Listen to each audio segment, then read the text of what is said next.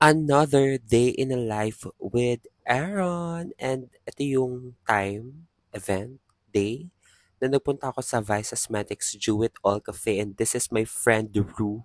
Late siya. Nakapasok na kami dito sa events place here sa Seven Cafe in BGC High Street.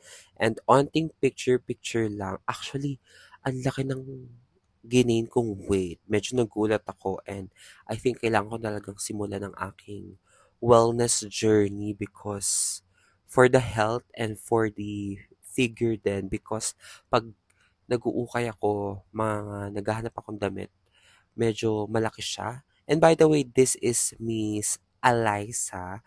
Hi, one of my good friend. Good friend from Vice Cosmetics Group and Company, Gondol HQ, ganon. And ito pala yung fit ko. I'm wearing the shirt from Vice Cosmetics Do It All collection with the shade range and everything. Yung nakikita yung drink, that's the limited edition, limited time, only for that day nila sinaserve na drink that is matcha and pink salted cream, chungkuruyu. And ayan, zero nga pala yung nagpipicture sa akin and medyo onti lang yung mga magagandang picture but I think that's fine.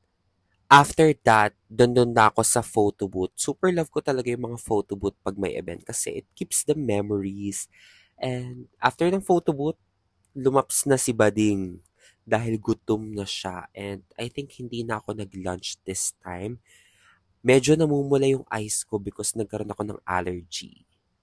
Konting kain lang dito sa Pancake House in BGC High Street. And one thing I've learned in this event is that prioritize doing content kasi makakalimutan mo siya. So yeah, that's it. Bye!